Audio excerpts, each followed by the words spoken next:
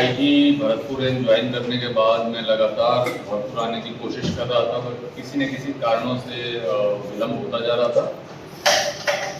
अब चूंकि लोकसभा चुनाव की एमसीसी भी लग गई है, उसकी तैयारियां भी चल रही हैं और यहाँ की अपराध और कानून व्यवस्था की समीक्षा भी पेंडिंग थी, तो आज हम लोगों ने यहाँ पे एसपी साहब के साथ और कलेक्टर साहब के साथ पूरे एसएचओ, हमारे डीवाईएसपी, एडिशनल एसपी साहब के साथ बैठ करके आपराधिक परिदृश्य की समीक्षा की। जो प्रमुख चुनौतियां थी विभिन्न थानों में, उनकी समीक्षा करके क्या रणनीति होनी चाहिए जिसके माध्यम से हम इन चुनौतियों से पार पा सकें, उसके बारे में बात की गई।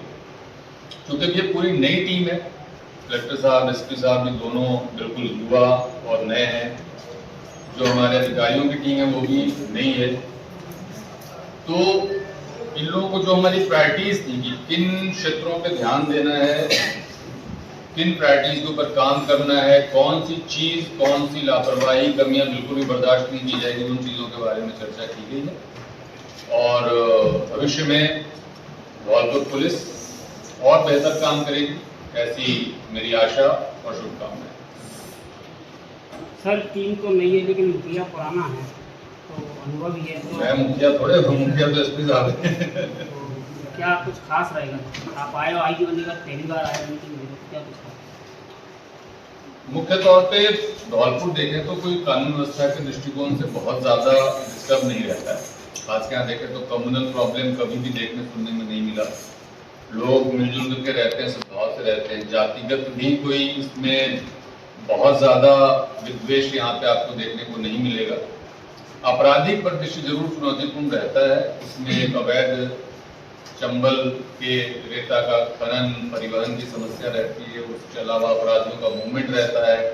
अपराधियों को यहाँ के डांग क्षेत्र के बहुत बड़े बड़े निर्जन इलाके, जो बीहड़ का क्षेत्र है, वो चंबल की नदी, पड़ोसी राज्य, इन चीज़ों का जरूर एक फायदा मिलता है पुलिस से बचने और भागने में। लेकिन मेरा मानना है कि जिस तरीके से एसपी साहब ने कार्रवाई शुरू की है, कल भी एक अपराधी के पैर में गोली लगी है, आपको ध्यान होगा सर, मथुरा शेड्यूल में, तो पूरी तरीके से ऑफेंसिव पुलिसिंग देखने को मिलेगी, लोगों को राहत मिलेगा, अपराधियों के ऊपर पूर्ण नियंत्रण रहेगा। सर लोकसभा को लेकर के पुलिस की कोई नई रणनीति? लोकसभा चुनाव को लेकर के कलेक्टर साहब, एसपी साहब दोनों ने विजिट शुरू कर दी है, ज्वाइंट विजिट्स, और जो भी वनरेबल पॉकेट्स हैं, हैमलेट्स हैं, जो वनरेबल हमारे वोटर्स हैं, उसके आधार पर क्रिटिकल बूथ्स का चयन हो रहा है, उसी के हिसाब से डिप्लॉयमेंट होगा। आपने देखा हो कि यहाँ पर क्षेत्रों में फ्लैग मार्च भी किया जा रहा है, एरिया डोमिनेशन की कार्रवाई भी हो रही है, कोऑर्डिनेट सर्च भी हो रहा है, आर्म्स एक्ट के अंदर भी बहुत सारी कार्रवाइयाँ हुई हैं, एनडीपीएस के अंतर्गत कार्रवाइयाँ हुई हैं, आबकारी के अंतर्गत कार्रवाइयाँ हुई हैं। तो ओवरऑल जो भी चीजें निष्पक्ष और शांतिपूर्ण, फ्री एंड फेयर इलेक्शंस को प्रभावित, नकारात्मक तरीके से प्रभावित कर सकते हैं, उन सभी के ऊपर पूर्ण नियंत्रण स्थापित किया जाएगा। आपने पदभार संभालते ये कहा था कि बदमाशों को गोली का जवाब पुलिस गोली से देगी, लेकिन 3 दिन 4 दिन पुराना धौलपुर वीडियो वायरल हो रहा है, 8-10 गुंडे पुलिस की 3 गाड़ियों को खदेड़ रहे हैं और वो कुछ भी नहीं कर रहे, इसमें क्या कहना चाहते हैं?